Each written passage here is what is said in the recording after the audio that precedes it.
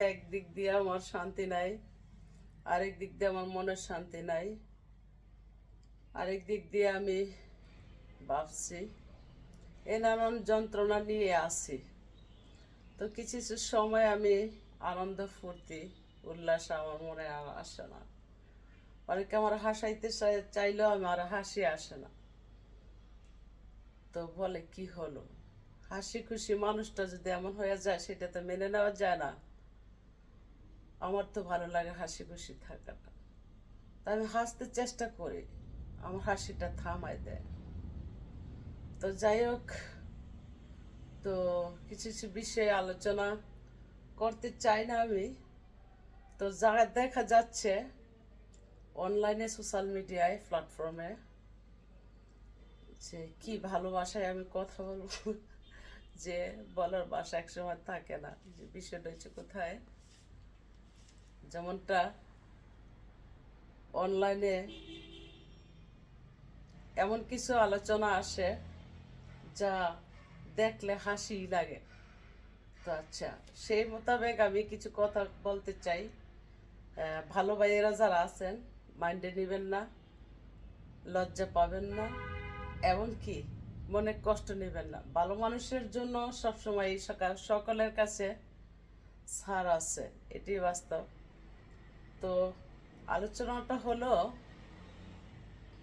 সকলেই সোশ্যাল মিডিয়ায় আইসা প্রকাশ করে অমুকের স্বামী পরকিয়া করে, হুমুকের স্বামী পরকিয়া করে, হুমুকের স্বামী ঘরে বউ থেকে গার্লফ্রেন্ডে নিয়ে দৌড়ে, হুমুকের স্বামী, এই নিয়ে সকল নারীদেরই দুঃখ। দেশ বিদেশে একই শব্দ শোনা যায়। তো আচ্ছা, তো আসলে কেন পুরুষগুলা ঘরে নারী থুয়া যায় সেটা জানার দরকার ছিল। তারা যদি প্রকাশ করত তো আবার ভালো হতো। তো কিছু জায়গায় শোনা যায় কেন বা কিসের জন্য। তো আচ্ছা, বিষয়টা হলো যে যারা ঘরে বউ থুইয়া, আমার বিচারে বলে আর কি, তবে এটা গ্রহণযোগ্য না যে আইন যখন বিচার করবে না, আইনের কাছে যখন বিচার নাই, আইনের কাছে যখন শাসন নাই, তাহলে আমার বিচারে বলে যে সাকিবের সাথে যা হয়েছে স্বীকার করছে, পরবর্তীতে শিকায় ছাড় পাইছে। আসল বিষয়টা কি, কেন বা কিসের জন্য প্রমাণ হয়েছে, বিচারক খালাস দিছে, বেকসুর খালাস। তো যেই নারীদের স্বামীরা এই কাজগুলা করে, বড় বড় ছেলে বিয়া করাইয়া, মেয়ে বিয়া দিয়া, নাতি ফতি হওয়ার পরে দিয়েও যে অন্য অন্য নারীদের সাথে বউ পরিচয় দিয়া থাকা, অন্য অন্য নারী লীলা খেলা করা, নারীর জীবন নষ্ট করা, খালি একা যে নারীদের সাথে থাকে যাইয়া পরকিয়া করে, খালি নারীরা খারাপ, নারীদের জীবনও যে নষ্ট করে সেটাও তো খারাপ, তাই না?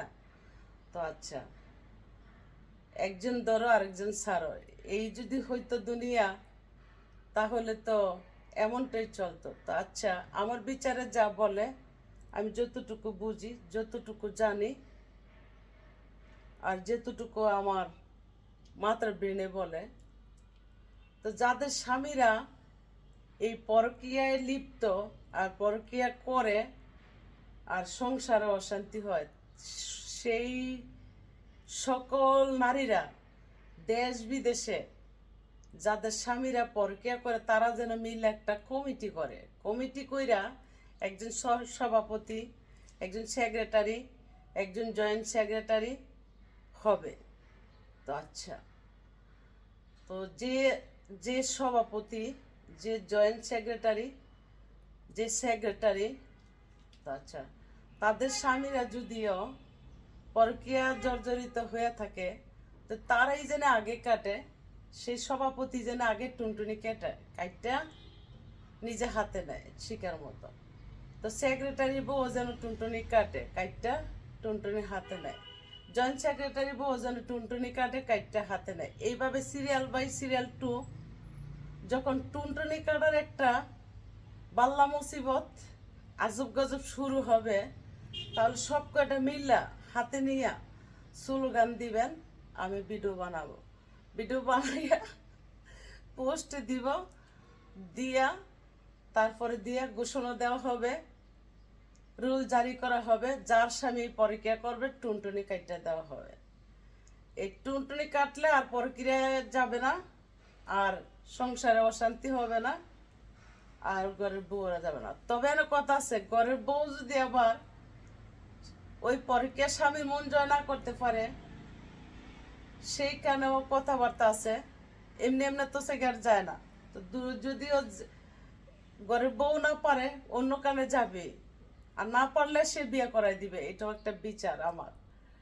আর যদিও অযথায় ঘরের বউ শত ভালোবাসা দেওয়ার পরে দিয়েও যদিও যায়, এরকমটাই করে, তাহলে সকল মহিলারা মিললে একটা কমিটি করুন, টুনটুনি কাটার একটা ভিডিও বানান, সিরিয়াল বাই সিরিয়াল 2। তখন দেখা গেল কি একটা স্লোগান মিছিল, আন্দোলন হইলে টুনটুনি হাতে নিয়া, তাহলে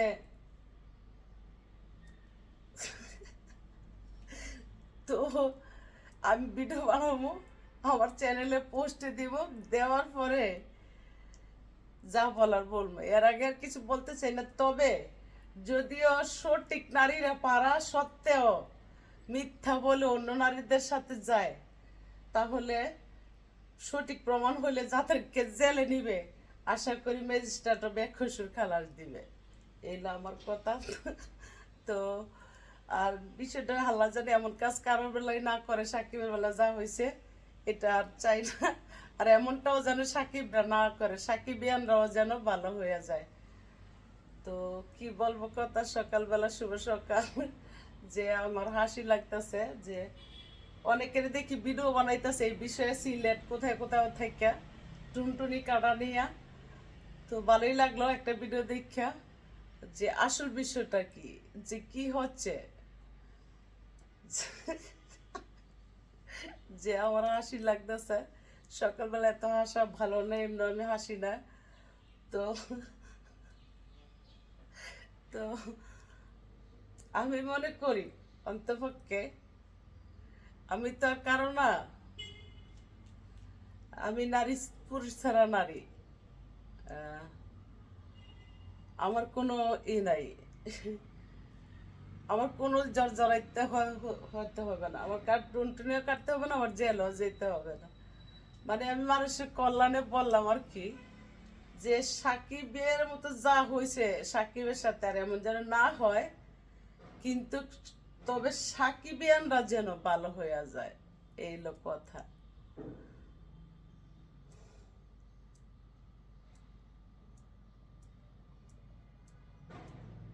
জীবন যৌবন সবই দিলাম, তুই বন্ধু আর তোহরে রে, আচলে বান্দিয়া রাখবো রে, আমি আচলে বান্দিয়া রাখি রে। জীবন যৌবন সবই দিলাম, তুই বন্ধু আর তোরে রে, আচলে বান্দিয়া রাখিব, বিনা কোলে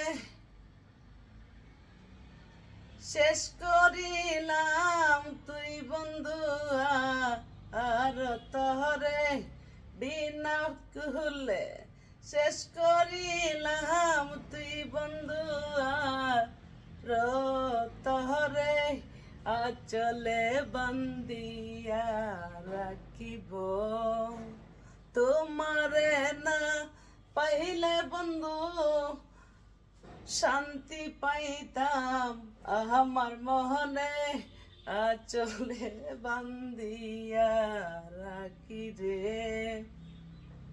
তো ভাইরা শুভ সকাল, ভুল হইলে ক্ষমা করবেন। এগুলো শাসনের ইতিহাস সতর্ক বার্তা। হয়তো অন্য ভাষায় বলতাম, ভাবছি ভাইদের বিচারও তো করতে হবে, তাই না? একা তো খালি বোনদের বিচার করলে হবে না।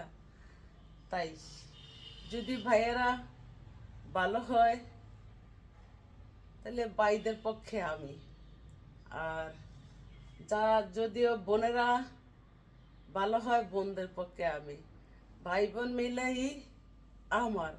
তো আমি কখনো পক্ষপাতী নিব না, তবে যারা সাকিবিয়ান আছেন সতর্ক হয়ে যান। আর